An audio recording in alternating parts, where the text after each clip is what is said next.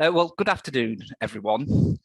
My name is Ian Causey, and I'm the Director of Advocacy and Campaigns at the Donkey Sanctuary. And it is my pleasure to welcome you all today to the side event we've created with our good friends at World Horse Welfare.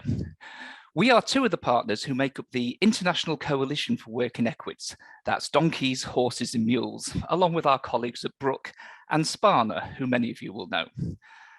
As a brief background to this event, it goes without saying that we are living through unprecedented and challenging times.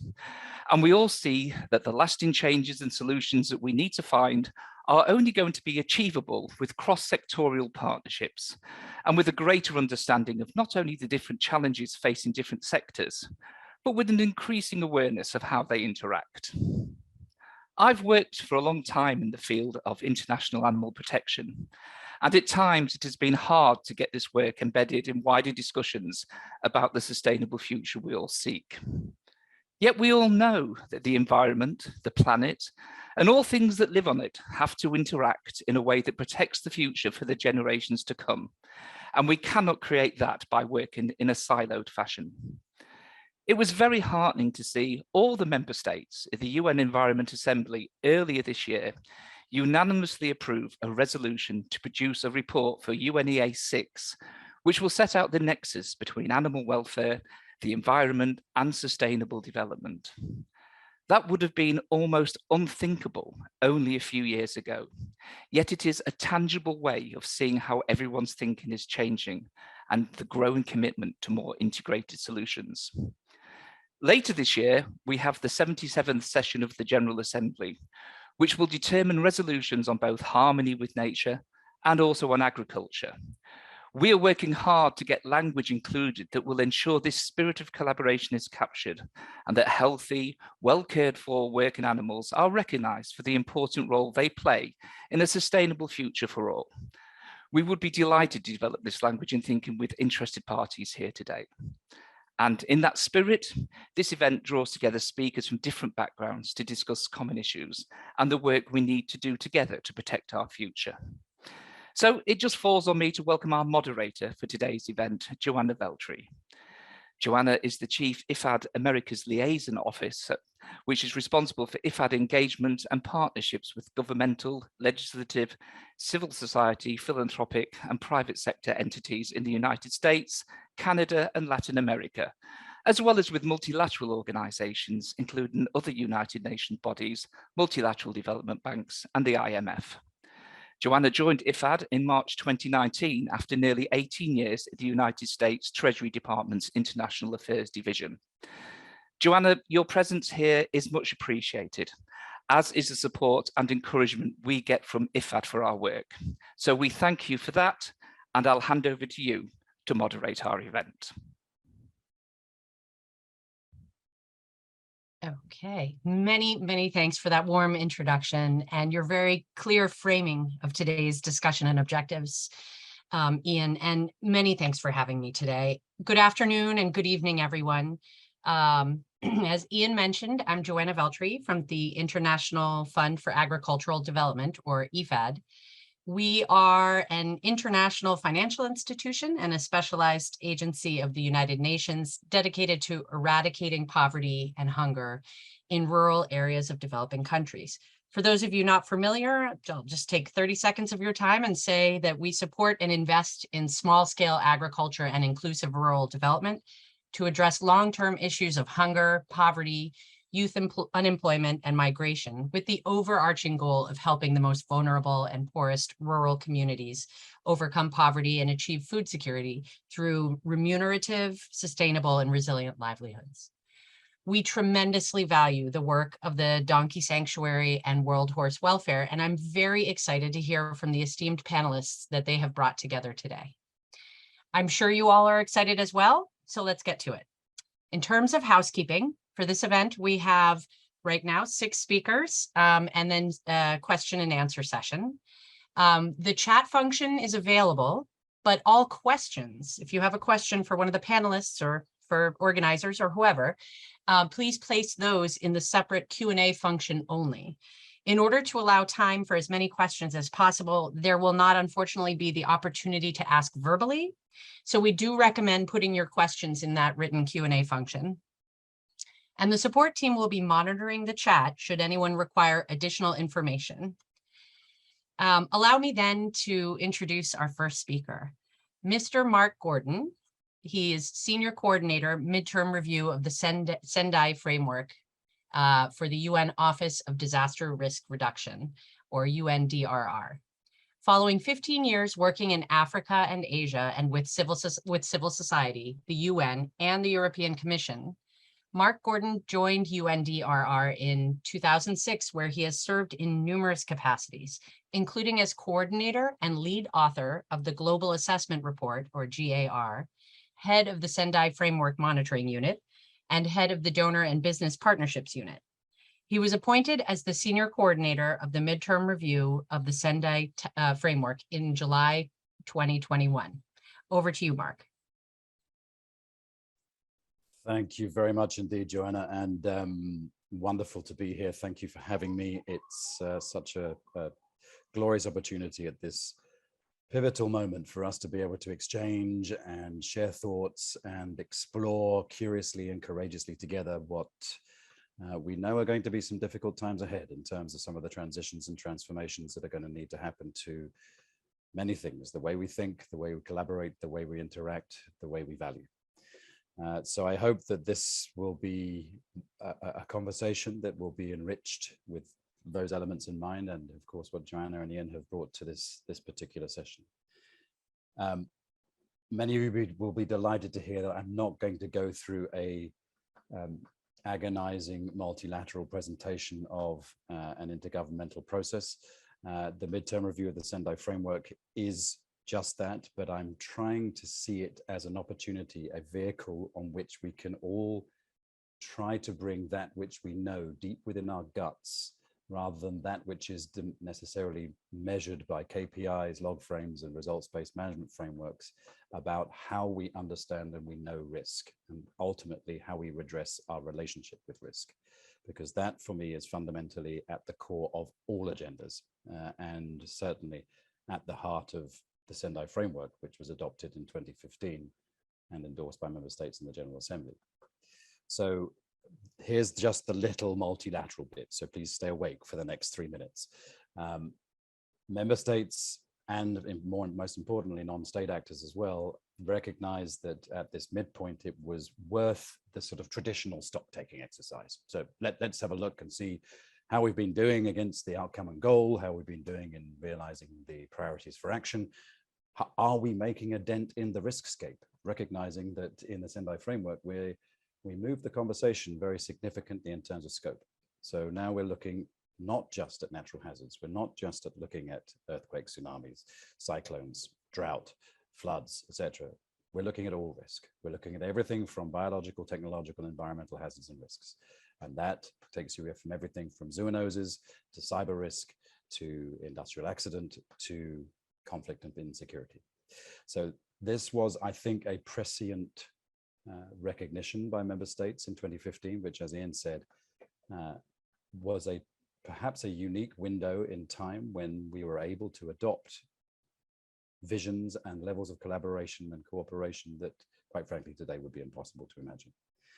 So it behooves us to make the most of this, and understanding that we simply cannot deal with problems in a singular fashion anymore. It's a pluralistic approach to how we as societies interact with nature, and how our choices, where choices are possible, create the conditions for risks to be created in economic, political, social, and ecological systems, and how, if left unattended, they can propagate across those systems through time and space to manifest as shocks that can increasingly become existential in nature. So it seems to me that this is a really important inflection point in our own evolution, our own self-awareness as a species, to apply that which we know in a fashion that reflects the intelligence that we profess to have. So yes, the midterm review started out as a sort of perfunctory multilateral box ticking exercise, but I think that partly as a result of climate breakdown, but also as the biological diversity crisis hits hard, and of course with COVID-19 bringing home the very systemic nature of risk. Member states decided that just having an exercise was not enough, and this was going to need to be upped in the political ante. And so last year in General Assembly resolution, they decided it would conclude next May at a high-level event of the General Assembly, host convened by the President of the General Assembly just prior to next year's HLPF, and of course the SDGs Summit, and of course the SG Summit of the Future, COP28, the Paris Stocktake, and multiple other stock-taking and review exercises, which we are all trying to inject risk-based thinking as a way in which we can provide a connecting tissue across all agendas, frameworks, and conventions. So that's it. That's it on the multilateral piece. You can relax, and now we get into the juicy stuff. So the midterm review began sort of formally in October of last year. It only really kicked off in January of this year. The substantive bit runs through this year into the drafting of the findings and recommendations, which will then inform the political process that begins at the beginning of 2023 and goes through into May, into this meeting, and then into all the other meetings.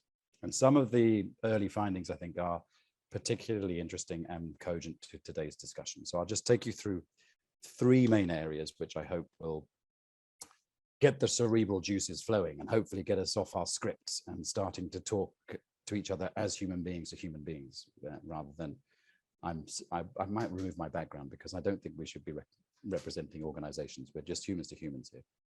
So one of the first ones that really struck me, and is something I've been talking to for many years, and as I'm sure all of you have, around restoring our relationship with nature. Because of course, if we are to reverse the ecological crisis that we're currently facing and protect biodiversity for itself and for future generations, we must turn pledges and inaction into immediate action, recognizing that we are nature. It is not humans and nature, it's humans as nature. That nature is not an unlimited resource, a commodity that we can exploit indefinitely as a capitalist economic model would have us believe. That we have or are in the process of exceeding planetary boundaries, and that prioritization must be given to the regeneration and restoration of the ecosystems on which we depend, which itself requires a deep and difficult transformation and reconfiguration of what we value and how we value this, beyond the objectification, commodification, and financialization of everything. Addressing issues as wide and varied as justice, rights, equality, and entitlement, including intergenerational aspects, choice where possible, recognizing that there are so many hundreds of millions, if not billions, of people on this planet who do not have the choice, but also aspects of individual and collective responsibility and accountability. And some of the elements we see within this restoring our relationship with nature discourse are the importance of, one, healthy soils and how they sustain life on Earth. And I don't need to tell you, I'm sure, but of course, soil degradation not only threatens the intrinsic value of ecosystems, but also our ability to produce healthy and sustainable foods. And so protecting and reviving our soils and their microbial friends is key not only for humans, but for the diverse yet declining plant and animal species that depend on them.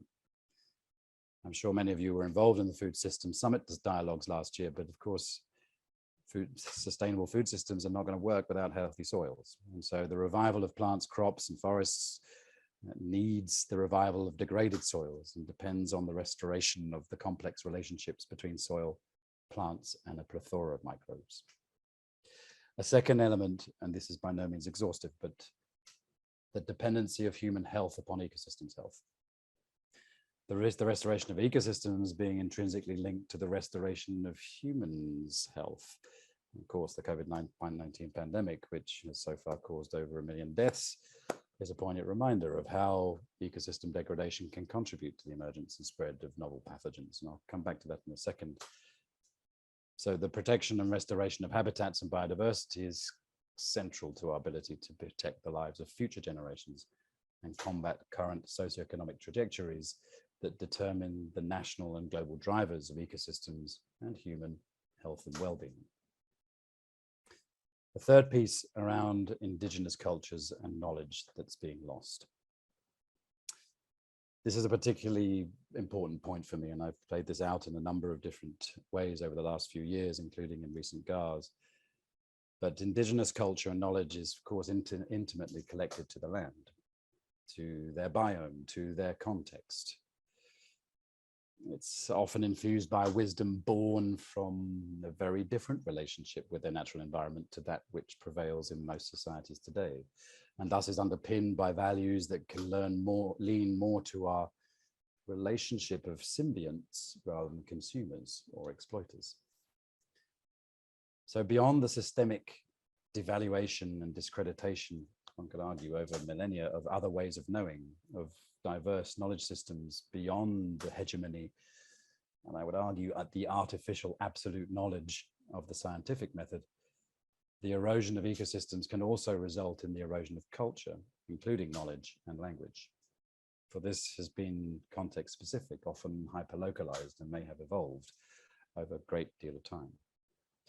Thus, vital to the health of ecosystems, the life that inhabits them, not to mention the livelihoods of human communities across the globe, that indigenous and traditional knowledge and wisdom is accorded the appropriate space in how we understand our relationship with our context, and thus our relationship with risk, guiding what we value and how we frame issues, how we explore together curiously in a systemic fashion pathways to address such issues through time and space, how we collaborate, how we decide, how we invest, how we shape the capital that fundamentally shapes our world.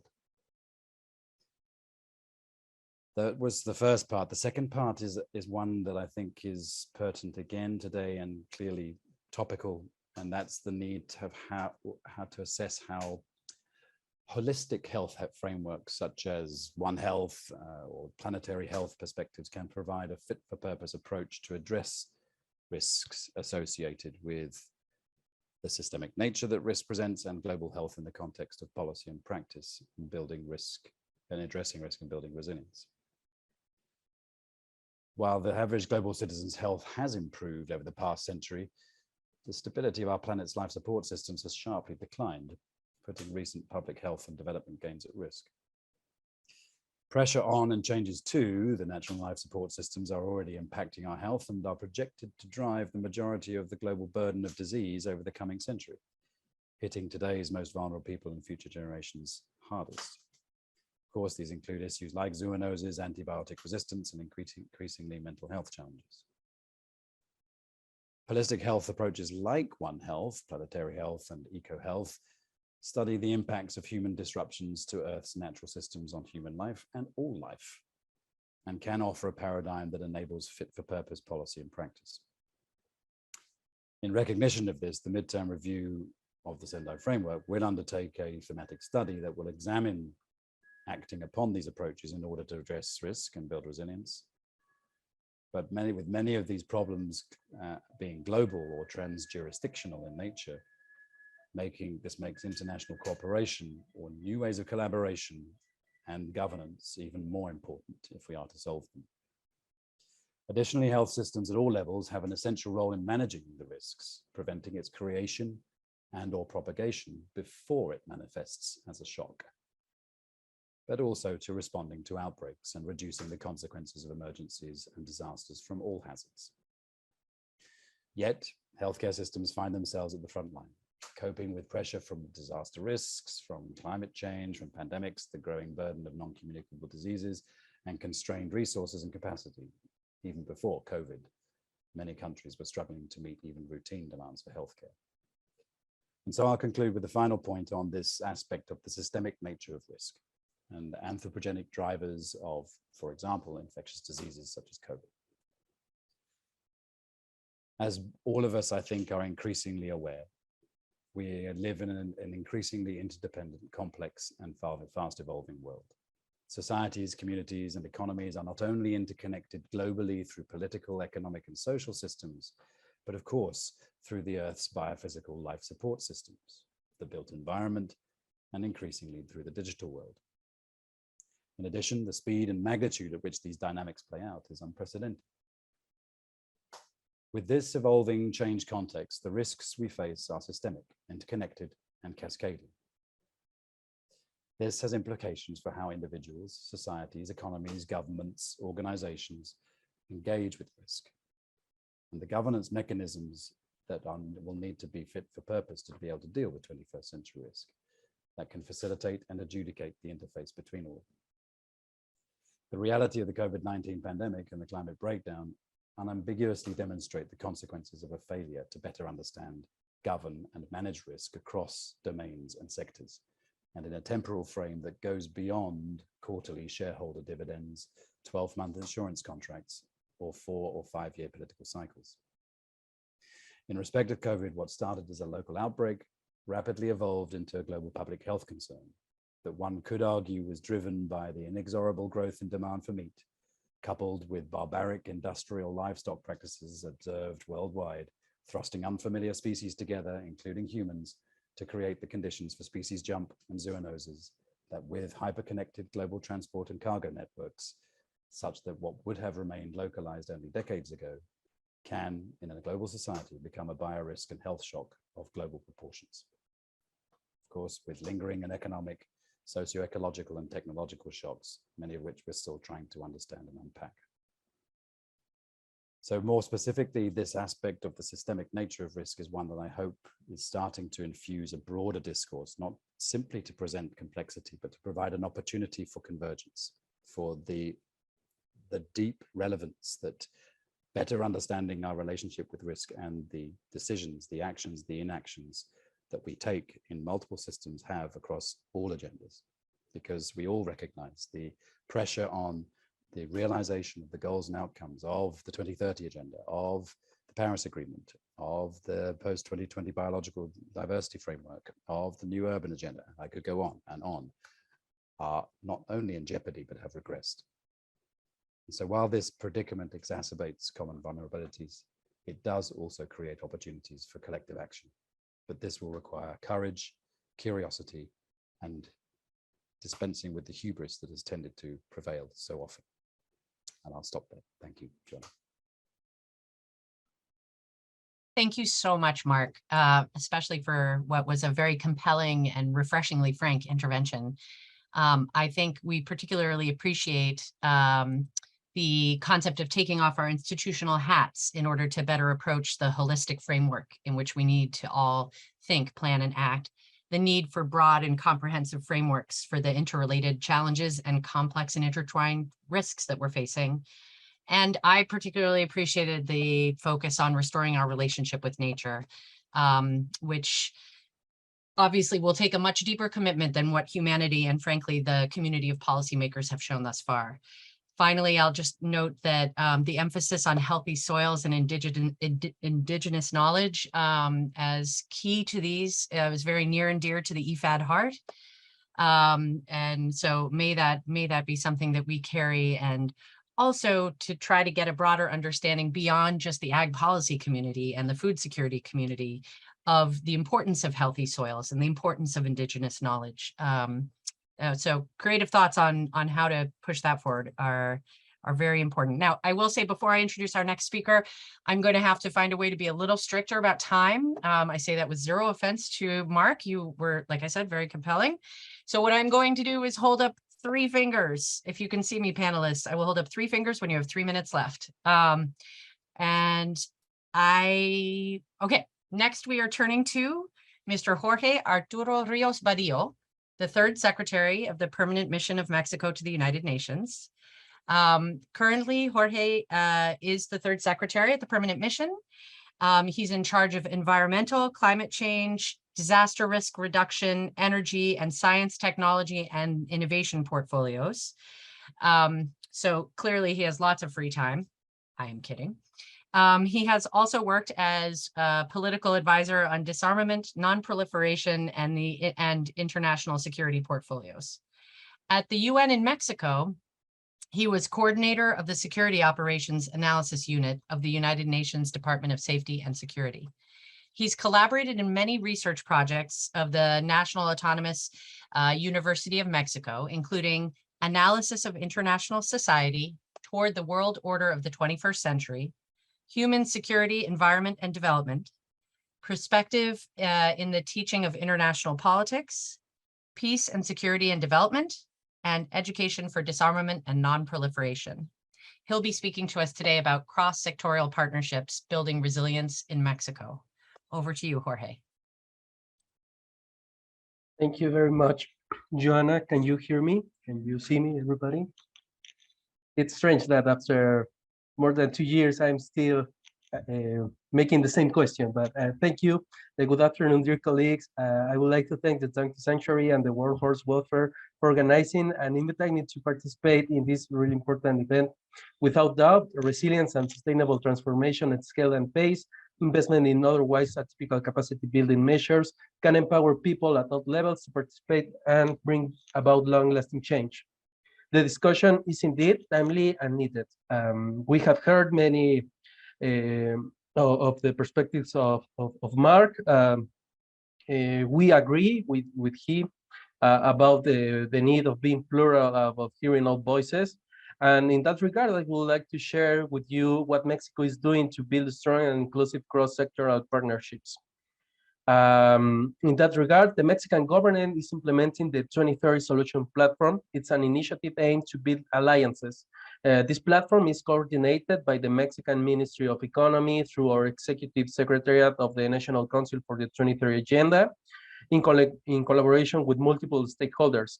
For Mexico, it's really important to include all the stakeholders in all our processes. So in that regard, this 2030 Solutions Platform responds of the spirit of the SDG 17, partnerships for the goals. And its main contribution is the consolidation of a multi-stakeholder alliances that identify specific needs aligned with the 2030 Agenda, as well as the strategies to address them through innovative solutions developed by social enterprises, NGOs, civil society organizations, local governments, academia, among others. And in turn, are linked with organizations that are able to allocate them with technical, economic, and financial resources that can collaborate and support the achievement of those solutions in order to fulfill the 2030 Agenda at the subnational level at first, and eventually at the national level. This platform is designed for heterogeneous countries like Mexico with a cultural diversity, with the diverse voices, and this initiative can coordinate multiple efforts and give them a particular focus that works at all levels, particularly at local levels, without losing the sign of the general objectives, such the SDGs in general or our national priorities in the specific case of Mexico. Through this type of platforms, it is possible to promote the progress of all SDGs, particularly or where we are lack of progress, where we have lack of progress, or these are SDGs that are under review. For example, this year, the SDGs 4, 5, 14, 15, and 17.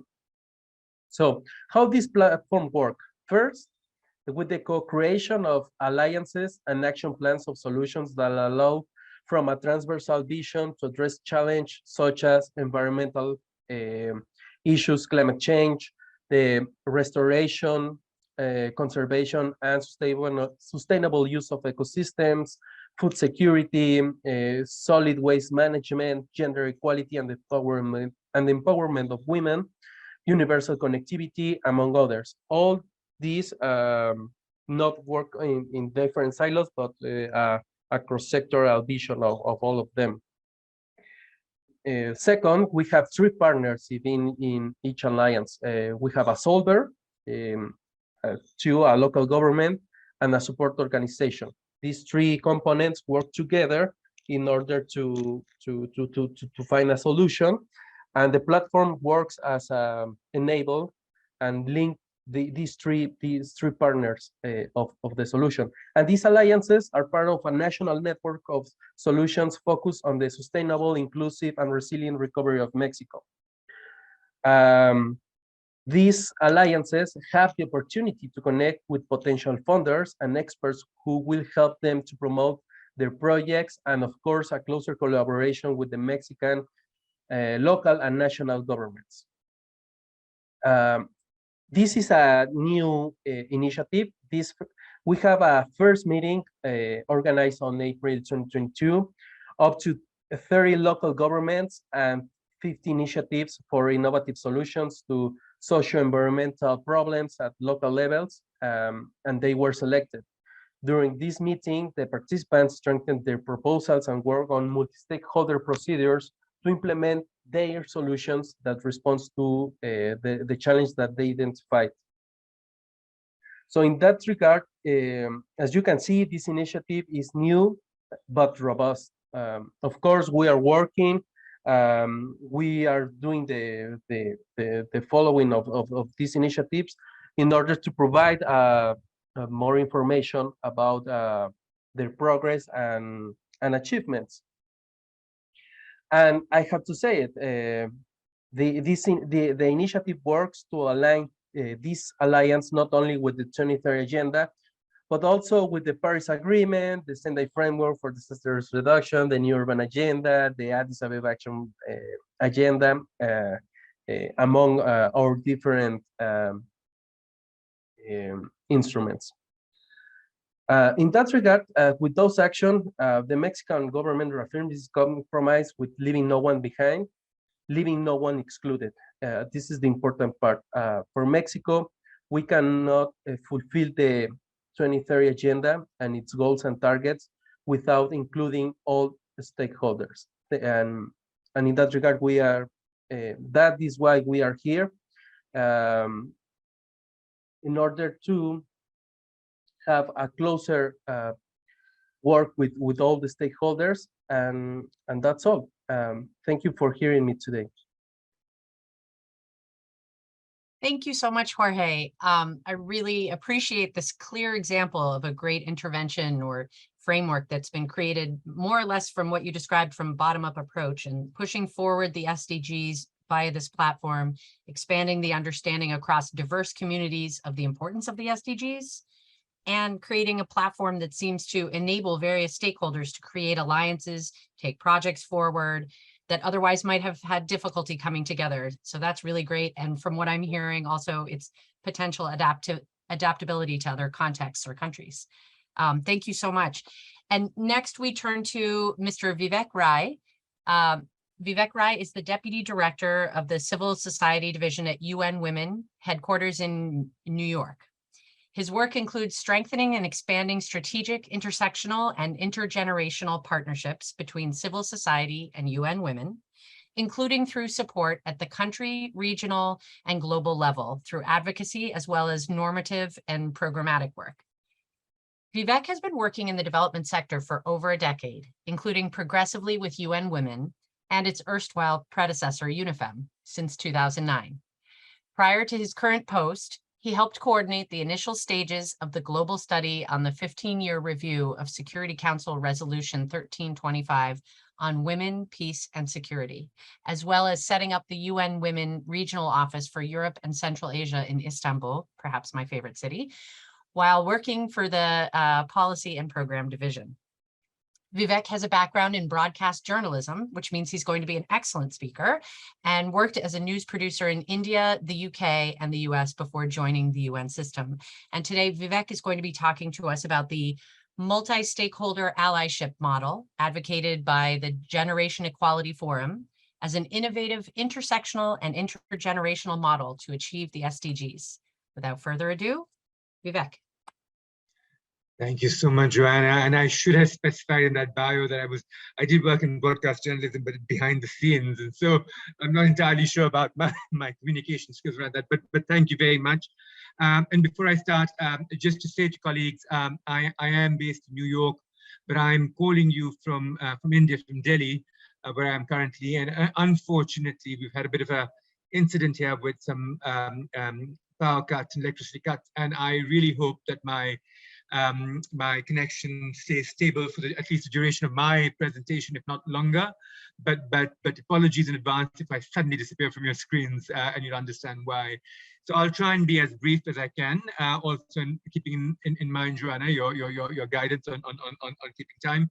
And again, thank you very much, like Jorge and Mark said, to the Donkey Sanctuary and World Health Welfare, two organizations that I personally have deep respect and admiration for, and the work that they're doing. So I'm very glad to be part of this discussion.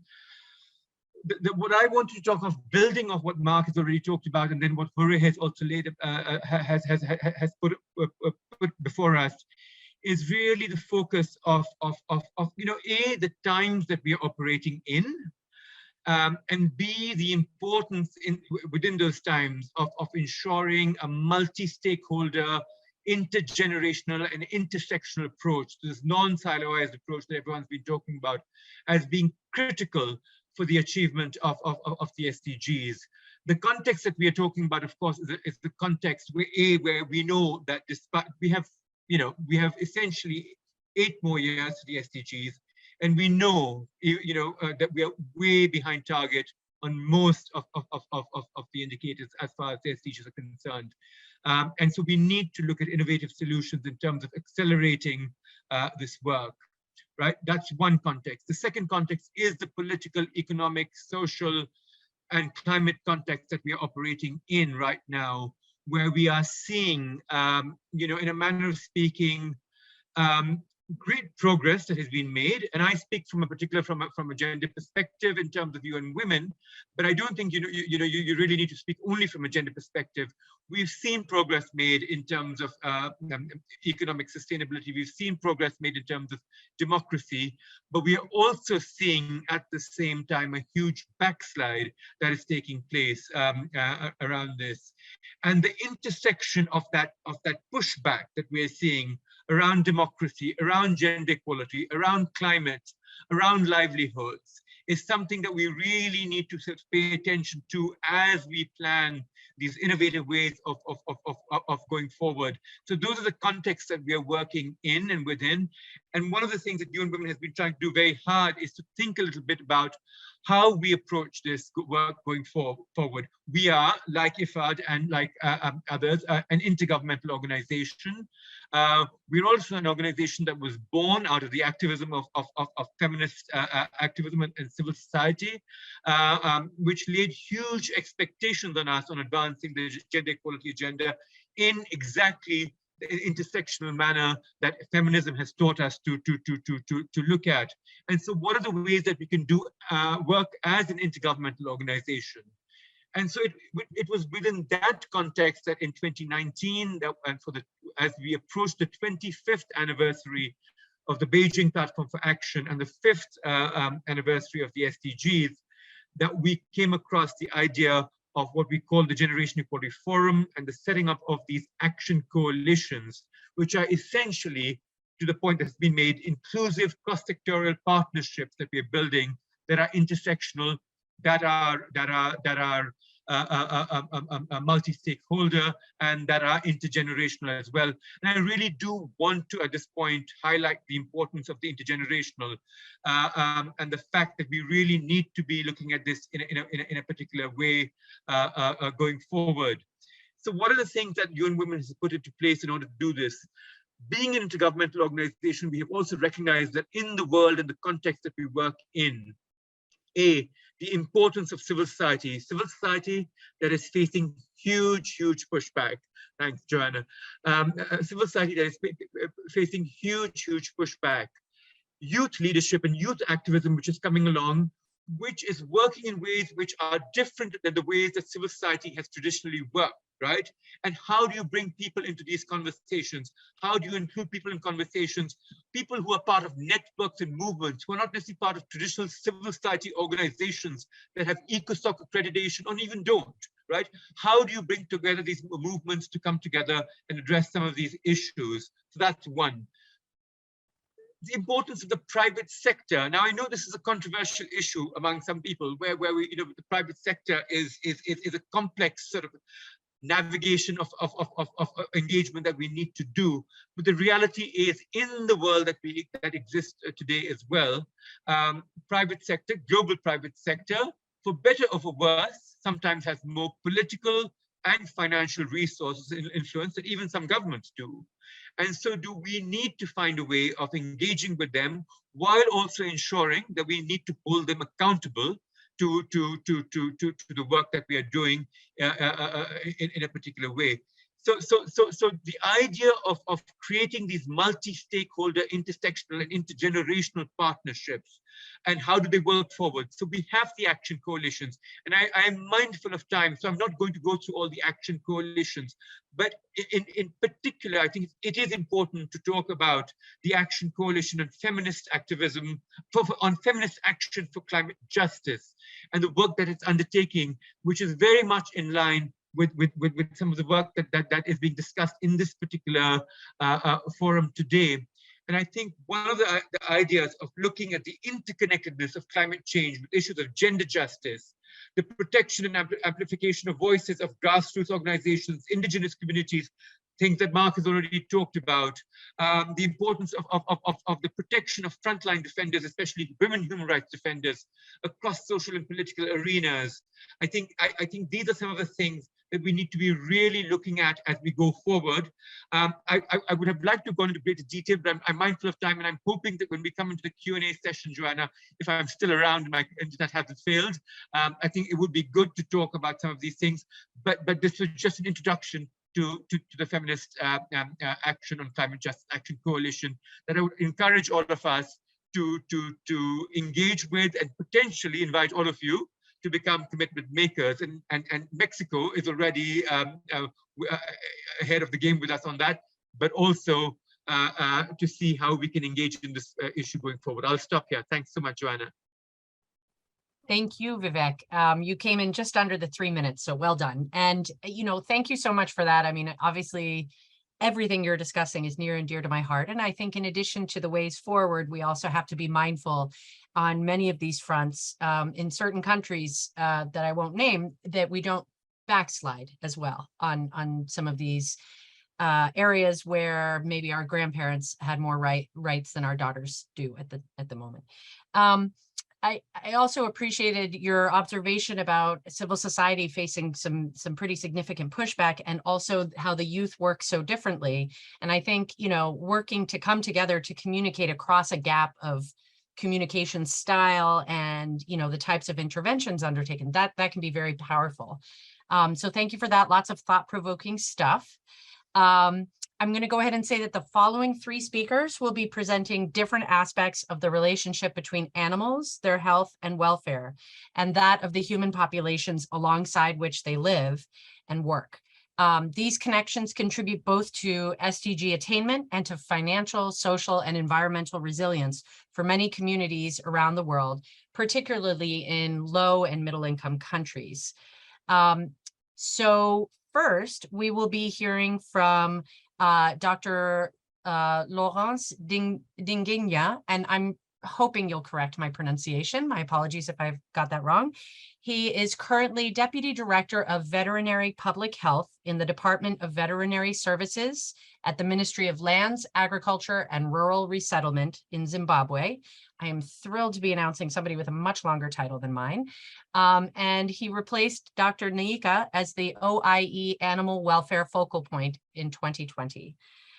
He's qualified with a bachelor's degree in veterinary science with the University of Zimbabwe, a master's degree in veterinary public health with the University of Sydney, and a master's degree in business administration with the University of Stellenbosch Business School. And he's a keen promoter of the One Health concept and a research supervisor affiliated with the University of Zimbabwe. And Dr. Dinguinya will be speaking to us today about the relevance of cross-sectoral partnerships to deliver SDGs, the animal welfare component. Thank you so much. And apologies again if I've mispronounced your last name. Thank you very much, Joanna. You got it very right. It's as clear as I would pronounce it here for myself as well. I'm Dr. Laurence Dinguinya. Thanks to everyone who has presented before me. One thing I've understood is that, well, animal welfare issues would require a multi-sectorial approach to cover the problems that we currently have, and to encourage social and human development with the mind of the SDGs that we need to meet the targets, which we are currently falling short on. I will not define much of animal warfare because I presume with what has been mentioned already, it's quite a high level presentation. So I assume most of us would understand that, I mean, the definition that we have is it's animal warfare is the physical and mental state of an animal in relation to the condition in which it lives and dies. We could understand that, I mean, there's been a lot of concerns about the care of animals and the treatment of animals as well. It might be argued that there is a big linkage between the human health, the animal health, environmental health, social and political understandings, including ecological systems that we have, in also targeting the issues of animal welfare. So it is a complex and multifaceted public policy issues that we would have to deal with to really cater for animal welfare. The next slide, please. I would want to bring this to you. I'll try to define animal welfare not as a term problem, but a wicked problem. What I would argue is that with term problems, they are clearly defined, the solutions are so clear, we have an obvious stopping point. They are sort of linear solutions with mathematical engineering solutions, which we know when we reach this target, we have reached it, and that's the solution. But unfortunately, with animal welfare, it's quite ill-defined. The definition of it as well as animal welfare hasn't been clearly defined. It depends on who is talking and who is listening to really clearly define the animal welfare issues. As a wicked problem, it is also strong stakeholder dependent. There is also little consensus on actually defining the problem and also finding a solution. And normally the solutions tend to be better or worse, and there is no immediate solutions to animal welfare. It is a moving target, and it also requires a lot of stakeholder approach for us to improve the animal welfare status and animal welfare issues in the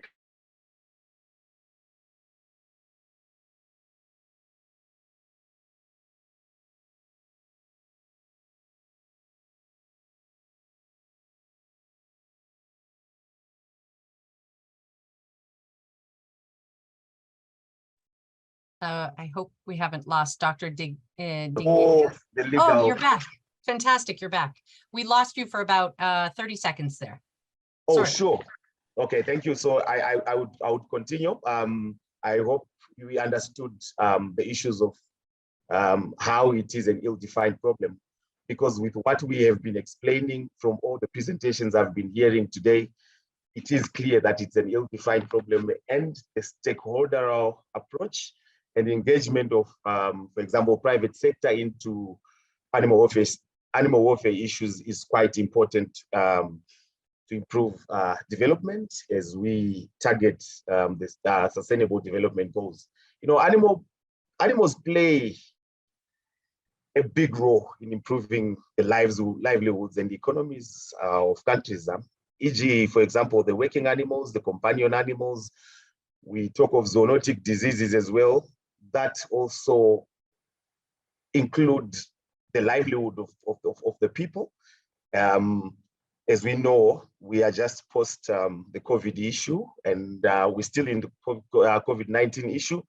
It is a zoonotic disease, and we are having many emerging zoonotic diseases. And the only way we can improve the impact or the occurrence of those zoonotic diseases is through improvement of animal welfare. Let's also remember that animal health is also just one maybe contributing factor to animal welfare.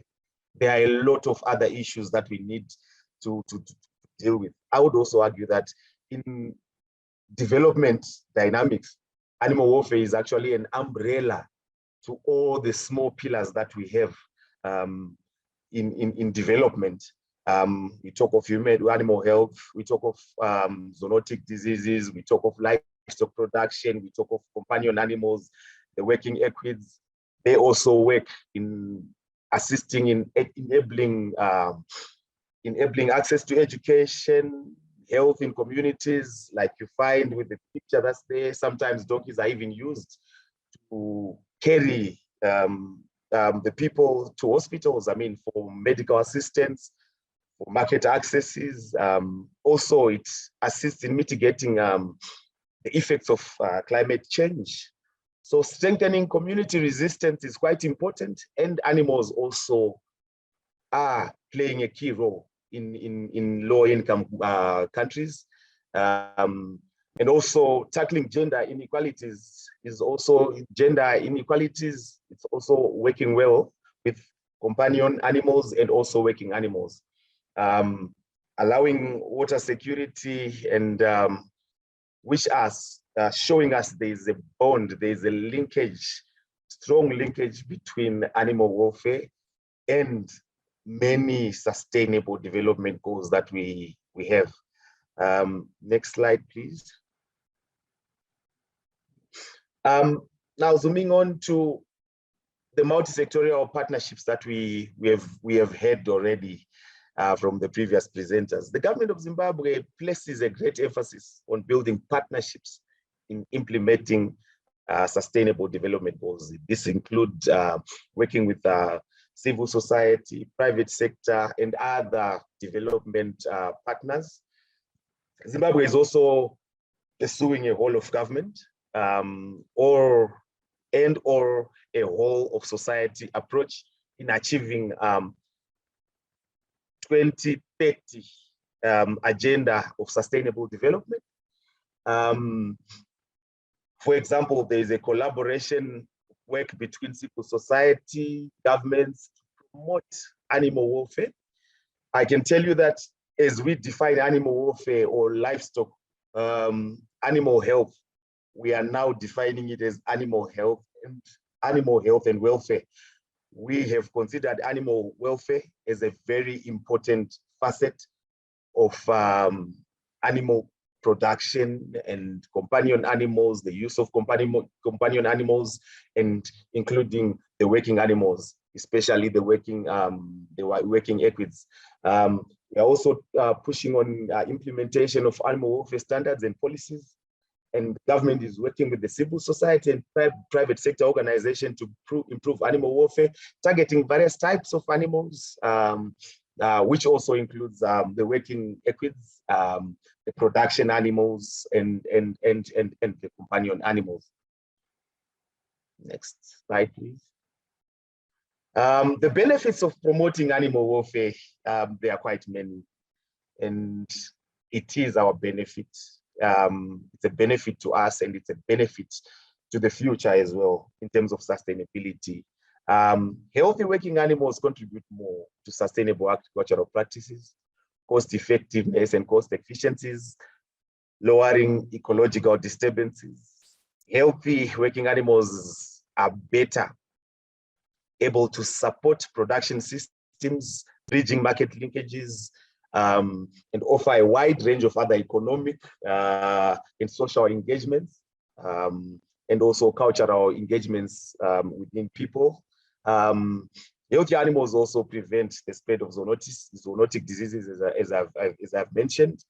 Communities benefit more from healthy animals, from animals that are well taken care of. It's not only about health.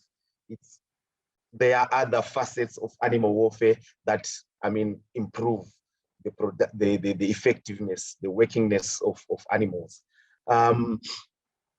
It also helps show additional progress towards implementing sustainable development goals. I take animal welfare issues as a like I said, multi-sectorial approach, and handling such an approach, you need to engage into what I would suggest is systems thinking. Systems thinking, when you look at it, you cannot solve the problem at the bottom, at the top. You need to go down and look at the whole chain approach. How are the animals being taken care of? How are the animals being fed? And where the problem is with animal welfare and how the animals are being taken care of. Like we said, it's a multifaceted issue that we need to handle with everyone. And just with this meeting that we're having, I thank you all because it's showing that we are having a multi-sectorial approach. I thank you very much. Thank you so much, Dr. Dinginga. I have to say, I imagine everybody really appreciated your strong underscoring of the interconnectedness of animal, human, and environmental health. And as someone myself, not so well-versed in animal welfare topics and policy, I really appreciated your observation about the complex task of moving towards a more comprehensively adopted concept of animal welfare, that animal health is not the only thing under the umbrella of animal welfare. I think that's really helpful for moving us forward. I see that Dr. Mbaka's hand is up, which is good because Dr. Mbaka, you are the next speaker. Dr. Mwende Mbaka is a Kenyan veterinarian who also holds a master's degree in veterinary public health. He's passionate about nature and a strong champion for the restoration of nature. He's undertaken numerous consultancy services in Kenya and other countries in Africa in the areas of veterinary public health, animal welfare, and the formulation of animal resources sector policies. Dr. Mbaka, my apologies, taught animal health at the Chuka University in Kenya, where he was chairman of the Department of Animal Science during his tenure. He's also served as the chairman of the Kenya Veterinary Board and is the president of the team of experts to establish and operationalize the African Union's Association of African Veterinary Statutory Bodies. Dr. Mbaka has also served as the Africa Region External Affairs Advisor to World Animal Protection, which is one of the leading animal welfare organizations globally. He also founded the Traceable Quality Indigenous Chicken Meat Program, which is an innovation based on high welfare chicken production, a pricing model that de-risks chicken farmers from the fear that makes financial services from financial institutions inaccessible to them, and which promotes the utilization of indigenous ingredients to produce chicken feed, where the manure of the chicken is used to grow the feed crops. Dr. Mbaka is a dedicated Pan-Africanist, a conservationist, and a passionate champion for animal welfare. He's been awarded an Environmental Conservation Award by the Ministry of Culture and Tourism in the Machakos County of Kenya, and a Veterinarian of the Year Award by the Kenya Veterinary Association. Without further ado, Dr. Mbaka, please go ahead. Thank you very much, Ame, and good evening to everybody. It's evening in Kenya, so I don't know whether you're in the evening or in the morning. Thank you for a very elaborate introduction. Actually, I'm humbled. Let me go straight to my presentation. If I'll start by sharing the screen, and I'm sorry about my hand keep on coming up. I'm not asking it to. I don't know why it's doing that. Can you see my presentation? Oh my God, I'm trying to go to presentation mode. How do I do that? That's it. Okay. We can see. Excellent. I'm making this presentation on behalf of Dr. Iva Bossini, who is the senior animal welfare expert and animal health expert at AU-IBA, the African Union Inter-Africa Bureau for Animal Resources. And so my task is to give a presentation on economic development and livelihoods, that is on the donkey skin trade in Africa, the issues and the impacts. First of all, the exact number of donkeys across Africa is unknown. And that brings in a gap for decision making. It is estimated that 27 to 30% of the world donkeys are found in Africa. Donkeys are invisible workers and helpers, a key part of the livelihoods for over 600 million people in less developed countries. In Africa, donkeys are integral to the economic structure of the rural population. It is, we call for the recognition of the economic contribution in the GDP, and especially their role in the post-COVID recovery. Within Africa, donkeys are not regarded as farm animals. And the slaughter for their skin, the slaughter for their skin for trade is a major threat to their numbers. I'm aware that I have very little time, so I'll be very brief on this. First of all, this is an illustration of what we are talking about. You find among the working animals, donkeys are 47% in Africa, camels are 42%, moles and horses combined are 11% of the population. And therefore you see the donkey is a leading working animal in Africa. And despite that, you find that the policies and strategies for their conservation of the working animals are missing in most of the countries in Africa.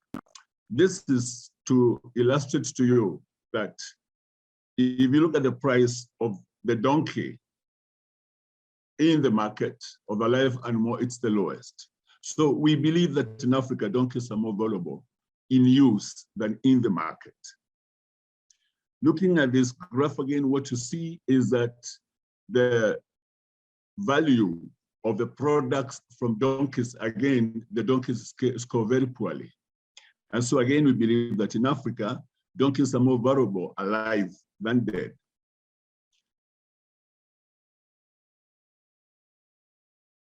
Now, we have a crisis out of donkey trade in Africa, and let me get this out of the way. We have a crisis that is affecting donkeys in Africa. The donkey population is declining due to slaughter for traditional Chinese medicine, mainly. And the rate of donkey reproduction cannot match the demand for donkeys for slaughter. Consequently, this is quite worrisome. It brings worrisome consequences, especially for donkey-dependent communities in Africa.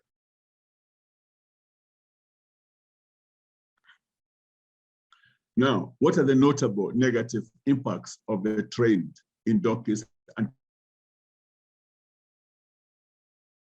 particularly for this cane and for their products? There is a risk of extinction from studies which have been done by the organizations that are working equally in Africa. There's data to show that the rate of reduction of the donkey is absolutely worrisome. And therefore, to find that this will have implications that cut across diverse sectors. For instance, access to water. You'll find that donkeys are often used to fetch water. And by virtue of that, they serve a very purpose role in communities that depend on donkeys, especially in the pastoral, in the dry areas. You know that majority of Africa is arid. And that's a place where people live far away from the sources of water, so the donkey plays a very important role. Now, again, because of the loss of the donkey, the poverty that comes in may compel the people to start now mining the environment. Mining the environment includes cutting down trees to sell for fuel, wood, and charcoal and things like that. And that again now, of course, accelerates desertification, which again reduces access to water, and that's another crisis. And then also, there is a challenge when it comes to disaster resilience. Remember that when we have disasters, people have to move away. And if the donkey is a major means of transport, then the loss of the donkeys immediately brings a challenge. Again, we know that donkeys are used for basic income by the communities that depend on the donkeys, because they're used in trade, they're used in many ways. And therefore, again, when disasters come, people revert to the resources they have. And the anchor is the donkey, so the loss of the donkey, again, compromises disaster resilience. Then also, in terms of gender, you find that the donkeys are very useful for household transport and other on-farm chores, especially for women. If the donkeys are not available to go fetch the water, it means usually the women become the victims and the youth. if the donkeys are not available to transport people or collect fuel, collect firewood and so on, it means that women have to do that. So there may be gender issues around the loss of the donkey that from this trade that we're talking about here. The donkey plays a very important role in the economy, particularly for the donkey-dependent communities. Some people basically just use the donkey as a major source of income through leasing it out to transport commodities and things like that. So again, the loss of a donkey has a major impact on the economy. And then let us also remember that donkeys will be used to carry feed, to carry water for other livestock. And we know that in Africa, the animal resources sector plays a very important role into many, as a source of income for many families and many communities. And then again, in terms of the animal welfare issues, you find that the loss of the donkeys that is happening implies that because the donkeys are becoming fewer, the fewer that are remaining now at the risk of being overworked. And that, of course, brings in the issues of animal welfare. Then again, there is the issue of insecurity. The trade in donkeys, the demand for the donkey trade has been found to characterize theft of the donkeys, to sell to those to the slaughterhouses and so on. And therefore, you also find that besides that, the insecurity that comes from the theft of the donkeys, the conflicts that may arise from that, you find that the poverty by the communities because of the loss of their donkeys will also bring other issues of insecurity. And so therefore, you find that the loss of the donkey becomes a source of unique vulnerabilities for the post-COVID-19 era or period within Africa. Here are a few pictures which are showing, these are pictures which were taken after some people had stolen donkeys and removed the skin for sale. And then maybe the same people, other people came around and stole the meat. They deboned the donkeys, the meat is still red, it looks like meat like any other meat. And then that meat was sold to people who are unsuspecting that this came from donkeys. And obviously there was no meat inspection. And thirdly, that it's not, most communities in Kenya they don't use donkeys as food, as meat. Therefore, this is another serious issue. It's a serious social issue here. Now, what are the opportunities to tackle donkey trade challenges in Africa? We are looking at it from the AU-IBA perspective. The AU-IBA has the mandate. The AU-IBA, again, let me repeat, this is the Africa Union Inter-Africa Bureau for Animal Resources. The AU-IBA is a specialized technical office of the Africa Union Commission with a mandate to deal with the animal resources sector. So the AU-IBA has a mandate to be the main driver of the animal welfare agenda in Africa. I like the things that Dr. Diginya has talked about because it really highlights the key role of animal welfare in livelihoods, in SDGs, and in many other factors. So through the leadership of AU-IBA, the animal welfare strategy for Africa was developed. And then the African platform for animal welfare was established, whose overall purpose is to support the implementation of the animal welfare strategy for Africa. And of course, the animal welfare strategy for Africa arose from the recognition of the very important role of animal welfare when it comes to sustainable development. Now, the development and launch of the animal welfare strategy for Africa, which happened in 2018, and its operational and the operationalization of the African platform for animal welfare shows the Africa Union's Commission. Africa Union's Commission. Sorry, I'm sorry for this. Shows Africa Union Commission's devotion to address animal welfare issues in Africa. And English is not my first language. Pardon me for that. Now, we have also the Universal Declaration on Animal Welfare, which provides international opportunities to enhance animal welfare interventions. To enhance interventions for animal welfare within Africa from the universal approach. And also, it's important to mention to you that the animal welfare strategy for Africa, in its development, it was aligned to UDO, to the Universal Declaration on Animal Welfare, and it was also aligned to the Global Animal Welfare Strategy. Then also, it is important to note that the United Nations Environmental Assembly only this year adopted the resolution on the nexus between animal welfare, environmental welfare, and sustainable development. I'm sure you're conversant with this, so let me not dwell on that for the interest of time. Once again, moving on the opportunity to tackle donkey trade challenges in Africa, we look at the fact that AU-IBA has the responsibility to enhance collaboration, cooperation, coordination, partnership, and to promote information sharing with the stakeholders. These are the animal welfare organizations, the development agencies, the academia, the animal owners and users, and so on. And particularly in reference to what Dr. Diginya was talking about, the multi-sectoral approach on issues to do with animal welfare. But basically, you're referring to animal welfare as well as animal resources. And of course, the donkeys within the animal resources. And then again, AU-IBA has got the responsibility to support the formulation of Africa's common positions on animal welfare issues. It also coordinates the process of the implementation of the animal welfare strategy for Africa, which is, as I've mentioned, implemented through the African Platform for Animal Welfare. And then it also advocates for political commitments for compliance with animal welfare standards by the African Union Community, Commission and the African Union Community, and also the member states. And as mentioned, we find that working animals are often missing in the animal resources policies, strategies, programs, and projects within Africa, and particularly for the management of the conservation of these animals. Now, in conclusion, I hope I'm within time. Given the cross-border or international nature of the trade in donkeys, or particularly the donkey skin products, a regional approach to address donkey trade is needed. Compelling evidence based on the donkey's socioeconomic benefits are required to support decision-making regarding the donkey. An African common position on the exploitation of equines is required to mitigate the negative impact of donkey skin trade, and particularly with the mind that has put us together here today, which is resilience after the post-COVID,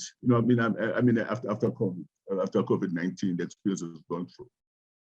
Now, AU-IBA is convening a Pan-African Donkey Conference in Dar es Salaam on November 9 and 10 this year, which is now going to bring together stakeholders from around Africa, whereby we will be discussing the issues around donkeys, and particularly the impact of the donkey skin trade on sustainable development in Africa, and particularly in the hope that we'll have the solutions that are likely to lead towards a ban or some other outcome that is towards preserving the donkeys because of the role they play in the African communities. And we believe that such initiatives are useful for a collaborative approach to the recovery within this post-COVID period. And we are calling upon support for resource mobilization and implementation of the animal welfare strategy for Africa. And with those remarks, I would like to say thank you very much for listening to me, and thank you for this opportunity to speak to you. And I bring you greetings from the director of AU-IBA, and particularly Dr. Bossini, who I'm representing today. He couldn't join us because he had some major family issues that he needed to address. Thank you very much. Okay, thank you, Dr. Mbaka, and also thank you for stepping in at this, late point for Dr. Bossini today, and for delivering this compelling and very informative presentation.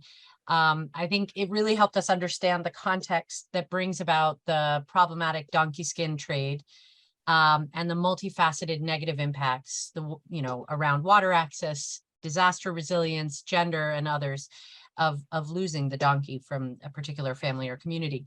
And I think it highlights the importance of us working together at the local and cross-cutting levels to increase education, prevention efforts, and you know, it's a sad and short-term trade-off when in fact they are more valuable alive.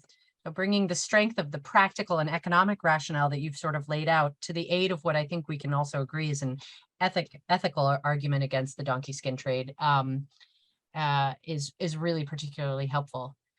Now moving to our final speaker. Our advertised final speaker was Dr. Isabella Wild, the International Program Officer for World Horse Welfare, but unfortunately she was unable to attend today's session, and therefore her presentation is going to be given by Ms. Lorena Barrantes, Regional Coordinator, World Horse Welfare.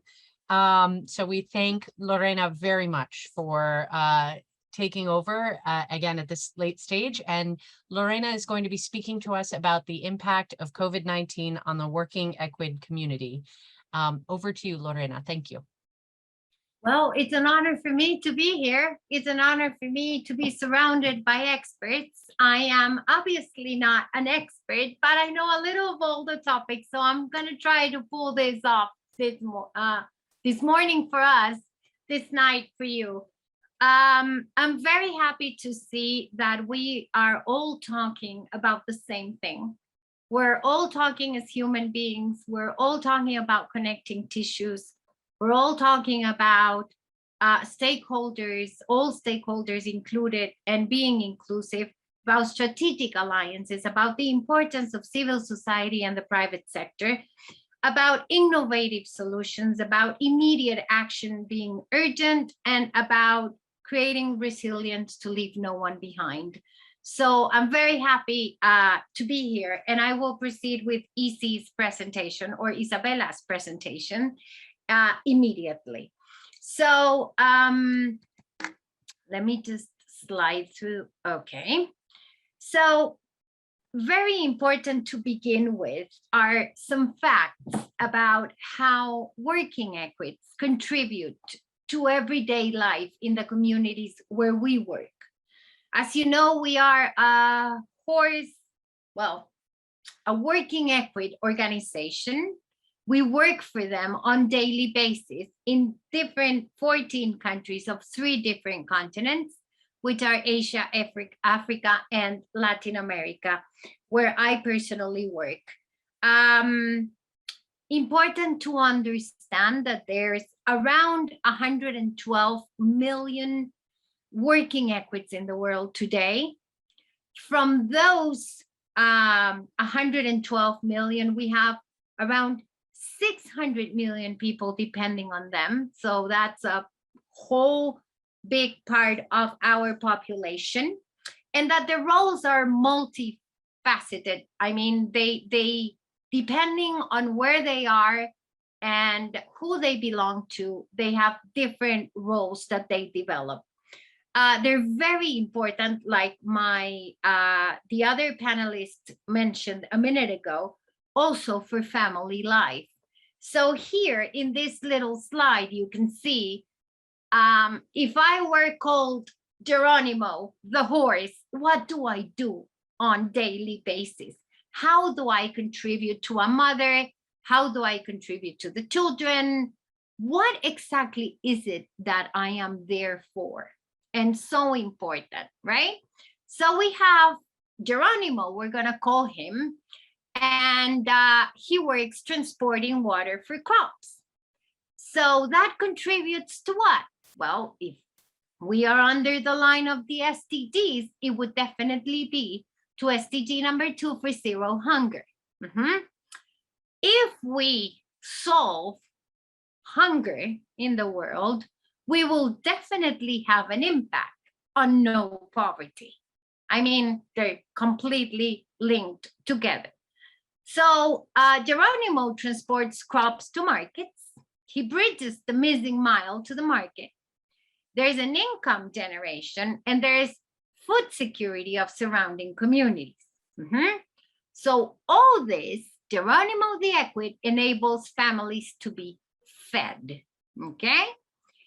And this is very important because who's usually the one that wakes up first, that gets the children ready, that puts food on their plates and sends them off with Geronimo to school? Well, that's mom, right? So gender equality here is a big issue. And directly connected to, as I said before, zero hunger. So then Geronimo, after taking the kids to work and guaranteeing their access to education, he comes back to continue working. So he collects firewood for cooking, for example. So he keeps on helping the mom. And then, as you can see, this is a whole cycle. If he's not collecting firewood, he's collecting fresh water for the families that, as you know, in Latin American and African countries and Asian countries and countries all over the world that are somehow underserved. I don't know if I like that word, but well, I'm going to give it that word now. It's a big challenge. Water is a big issue. So it also contributes to SDG number 6, right? We cannot forget to mention how important they are for good health and well-being. For example, here in Costa Rica, we have communities that are 3 hours away walking from a school. So how is that going to impact your children and your own health if you spend 6 hours up and down the hill? Well, with the equity, it would be reduced to maybe 2.5. So they're a big help also here with access to education and health and well-being. Not forgetting about how they are used as somehow motor vehicles and how that contributes to the family overall well-being and transportation or access to transportation. Okay. I'm going to continue. I'm going to leave Geronimo behind and I'm going to come, I'm going to come here to an amazing job that was taking place when I came to work to World Horse Welfare. And I said, oh, wow, these people are really focusing on what's important in this moment. I came into the job in the middle of the pandemic, thank God, right? Because getting a job in the middle of a pandemic was quite a miracle in itself. And they were working on a COVID survey to see how the families were affected by this incomprehensible situation that the world was living in that moment, and somehow we still are. So we had 2 rounds. Round 1 happened in 2020. Round 2 happened in 2021. And from round 1, we had 530 responses from all our 14 countries, okay, that were involved in this. And in round 2, we got 1,220 responses. So that's a big response for, for important data to be collected.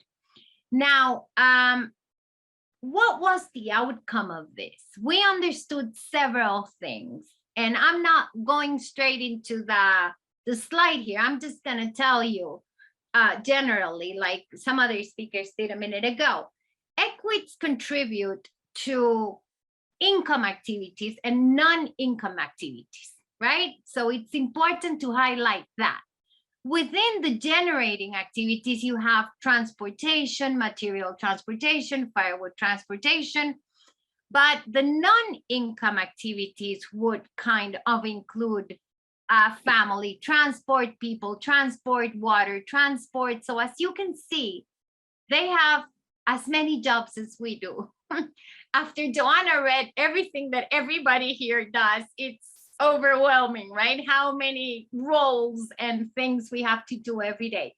So the equities are not the exception. Just important to remember that some of them generate an income and some of them don't.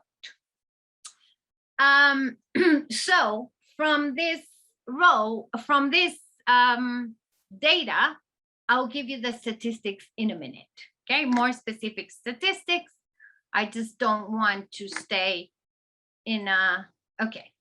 This is super important. When we went to the communities, and I was very lucky to be part of that team, straight to the people, the real people that we don't want to leave behind, we asked them, what is the equity for you? what will happen if you lose this equity? And they said things like this: I would feel very bad since I work with my horse to support my family. So it's a matter of money. Yes, somehow. I would be sad because with my horse, I get money to buy food. Well, there's another.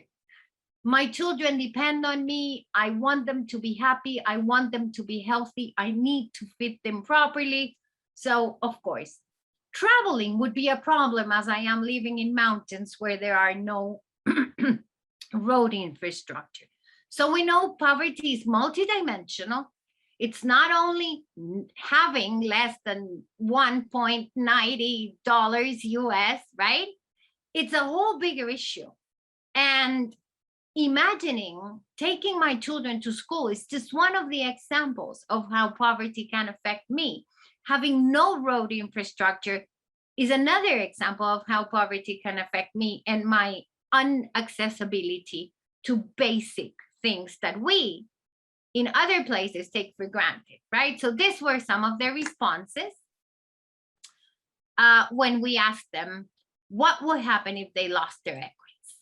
Now, how did it change? Going down to the results, how did it change from round 1 to round 2? So as you can see in this first part over here, we have a comparison between the moments in which the pandemic was striking real hard and then the moments in which those regulations were being somehow looser, right? We could move around a little more.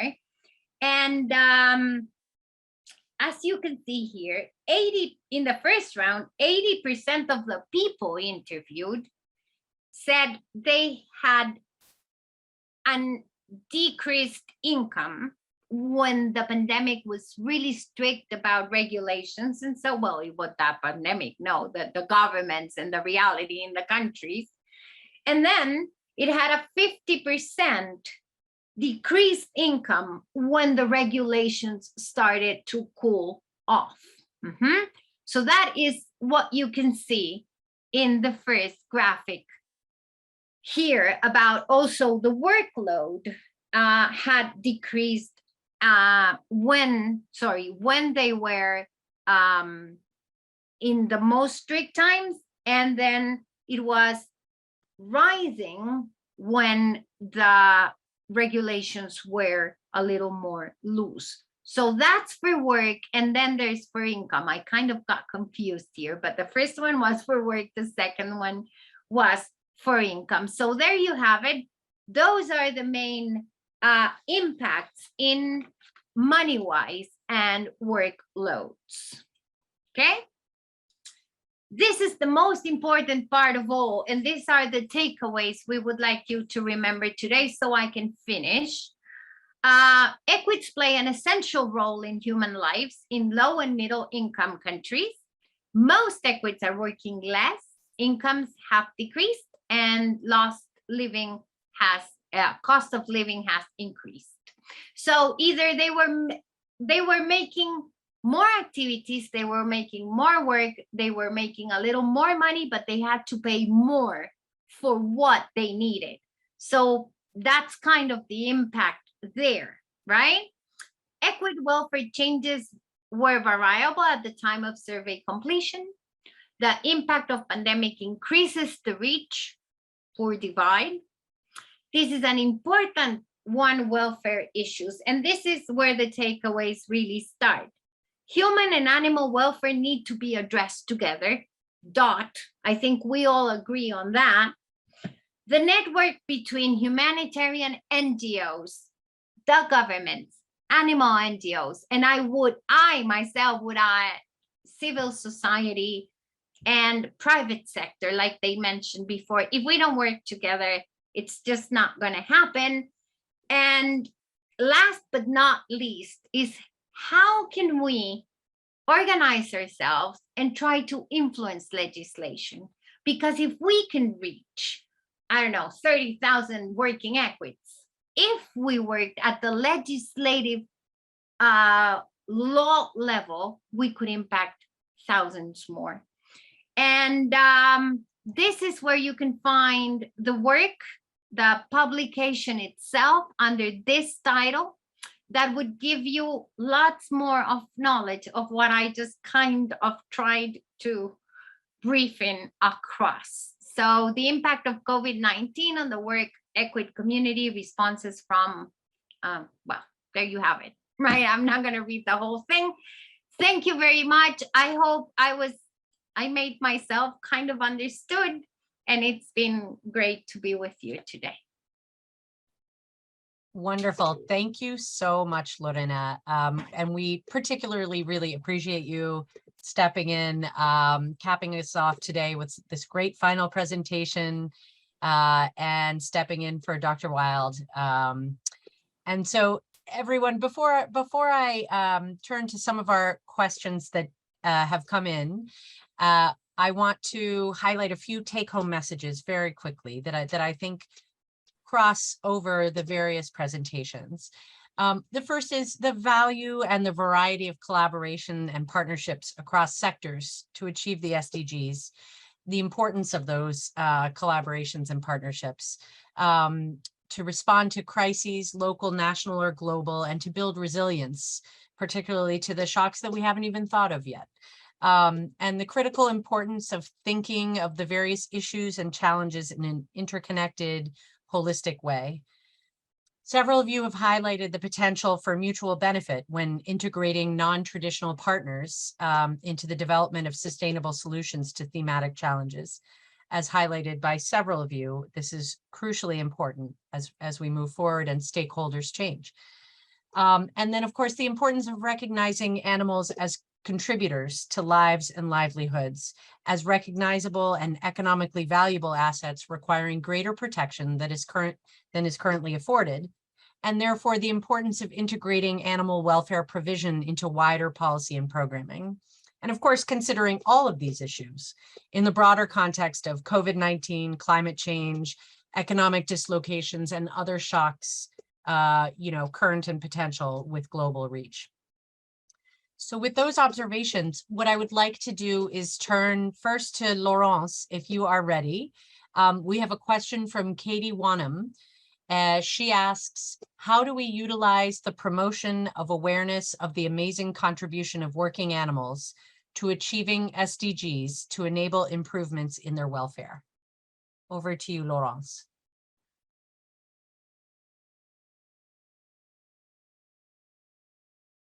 If we have Laurence.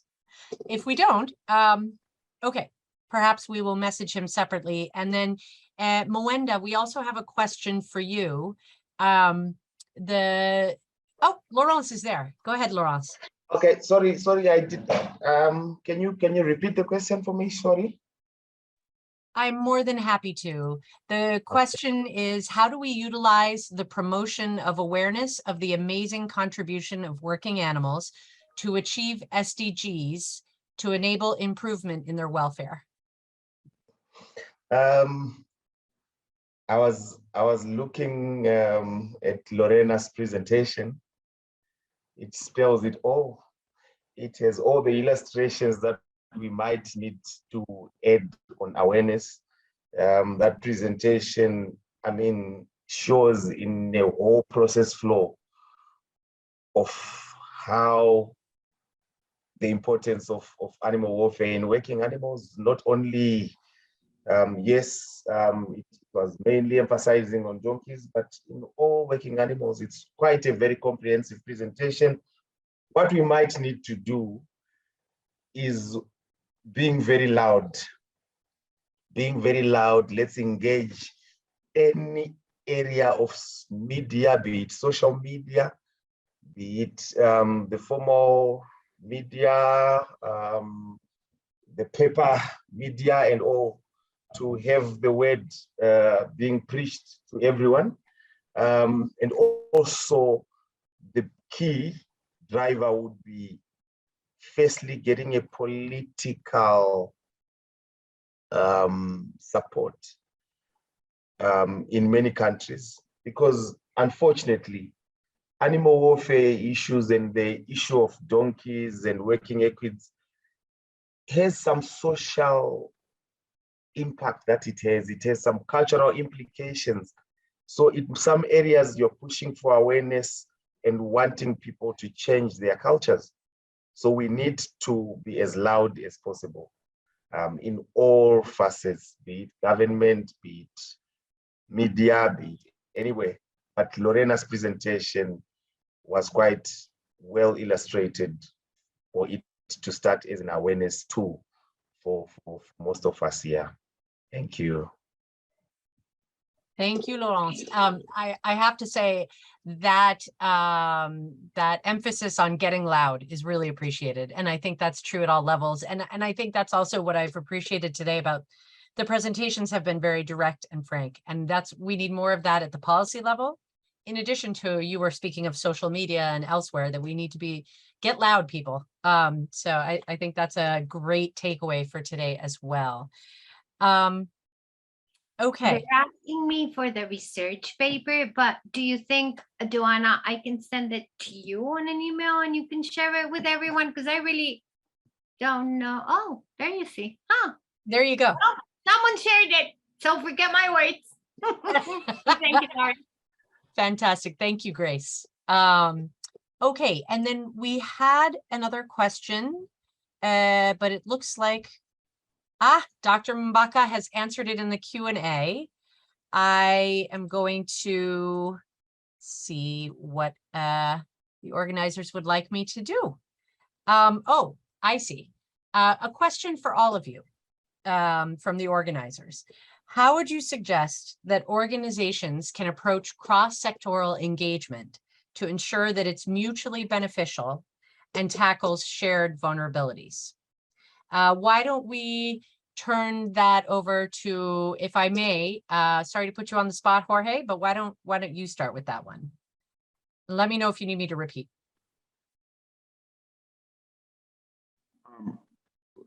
Is that to me, Joanna? Dr. Mbaka, we saw your written answer. So this is for everyone. Why don't I'll go ahead and repeat the question. You can go first, since I see that Jorge still has his mute button on. So we'll go to you first and then to Jorge, and then we'll see if anybody else wants to. How would you suggest that organizations can best approach cross-sectoral engagement to ensure that it is mutually beneficial and tackles shared vulnerabilities? Go ahead, Dr. Mbaka. Oh, okay.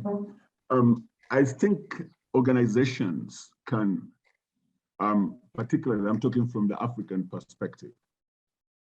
We have the African Platform for Animal Welfare. And in that platform for animal welfare, what you do is that we encourage the animal welfare organizations and other stakeholders to pool the resources available to drive a specific agenda. Because we believe that when we go that way, we are likely to have bigger impact. We are likely to use resources more effectively. We are likely to avoid, in other words, we're likely to avoid duplication. And then we're also likely to tap into the special expertise that each organizations are able to bring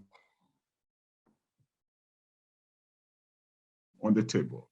I believe that if we believe, rather, other than me, we at AIBA believe that if we pull together and push together, then we're likely to have the clout, first of all. We are likely to be able to, it will be easier for us to tap into what we call people power. When you have many people coming together to request for a particular outcome, you have a bigger impact than when a small organization or a small group of people ask for the same. So that is why we set up the African Platform for Animal Welfare, so that we can leverage on the convening power that the AU-IBA has to bring the stakeholders within the animal resources sector to come on board. But the key thing we're very conscious about at AU-IBA is that as we talk about the animal resources sector, we are very conscious about the nexus between the environment and the many factors around the environment. We are talking about issues to do with biodiversity loss. We are talking about climate change. We You're talking about all those drivers that drive damage to the environment. They will either be the same drivers that are driving poor animal welfare. They are the same drivers for poor animal welfare. And therefore, if we bring the expertise together, we are likely to have better impact. I know we don't have a lot of time, so let me not expound too much, but we can always engage somewhere if somebody requires us to engage on that. We, the Africa Union, Inter-Africa Bureau for Animal Resources, took lead in this negotiation for the resolution on the nexus between animal welfare and the environmental welfare and sustainable development. That shows you that we really believe in a collaborative approach to issues. Thank you. No, thank you, Dr. Mbaka. That was really helpful. Jorge, how about over to you? Thank you so much. First of all, I would like to say that there are different realities and different situations in which civil society organizations work. I understand that as in fact they are civil society per se organization, many times they have to adapt their work in each specific country. So that's one point. There are different situations. It's not the same the work of a civil of organization in a country that sometimes controls more the work of the civil society organization than other countries that they give them their full support. So we have to take that in mind because it's not the same reality for everybody. Second, taking that into account, and this is my personal point of view, I think that civil society organizations should do the pushing the agenda. They have to do it. It's important. They don't need the approval or waiting for a government response in order to start these collaborations, starting this. So sorry, I'm having some troubles. To starting approaching them. So I see two ways here. First of all, the governments need to have the will to support and to engage with the civil society organization. This is a very important.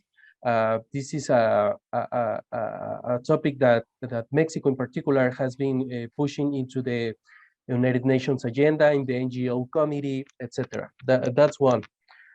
But civil society organizations, we the governments need that you keep pushing your agendas, because if not, we only have one voice, and we need all voices in this regard. So I think that it depends on in the country that you are working, or if you are a organization that have different stations in different countries, when you can see the dynamics are quite different.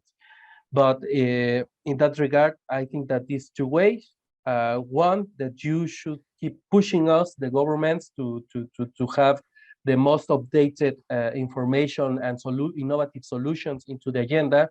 And the other way is that we, the governments, must have the will and the compromise to engage with you, because if not, there will be two separate ways of work, and we cannot fulfill our common goals if we go in different tracks. So I see that these point views, these 2 points are necessary in order to have a mutually beneficial work and compromises. Thank you. Muchísimas gracias, Jorge. And why don't I go next to Laurence, and I see Lorena's hand up as well. So Laurence and then Lorena, go ahead. Okay, thank you. Just to add to the valuable contributions that Jorge and Dr. Mbaka have added. I tend to feel sometimes that when we are pushing for a policy change or pushing for a notion, there is an issue that we sometimes forget, the issue of power dynamics. Power dynamics of the stakeholders. Sometimes it's easier to start bottom up, but you need to blend bottom up and up to bottom as well, depending on the context or the political situation in certain countries. But what I believe is the people on the ground, the farmers, the animal owners, they need to be aware of all this information, and they can push on their own. They see the importance of animals more because they are the ones who are using it. What might be lacking is the education that we're talking about, maybe limited funding to really cascade the information to the farmers so that they are the ones to push for a notion so that they easily accept that notion and move it forward. Thank you very much. Well, I just wanted to add to what Jorge just said. I had the honor of leading the platform for civil society towards the United Nations and the government here in Costa Rica for almost 3.5 years. And one of the big challenges I was able to identify was, well, one, what Jorge was saying, all this correlation with the government and other sectors. But you know what? The biggest challenge for me here in Costa Rica was that the members of the platform from different fields of the civil society understood they had to work for one thing, that they had the t-shirt of the platform rather than the t-shirt for animal well-being, for children, for environmental issues, because they drew away from the mission of the platform because they all thought their mission was more important than the mission of others. So yeah, I think it's also the challenge with the external stakeholders, but if we, civil society organizations, would be more organized, more efficient, and more united, our impact would definitely be different.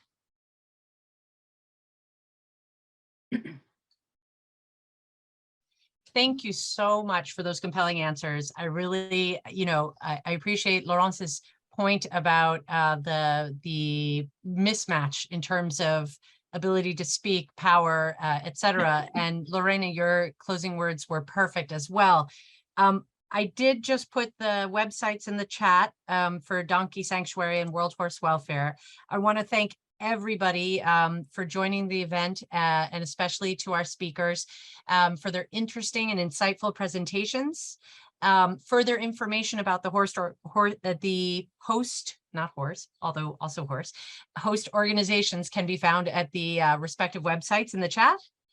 And I should note that Ian Cossey is also attending the HLPF in New York this week, so look out for the donkey pin and badge. And may you all have a fabulous rest of your high-level week. Thank you again. It was my honor to serve as moderator, and best wishes to all of you. Bye-bye. Thank you very much indeed. Thank you. Goodbye to all. Thank you for everything. Goodbye.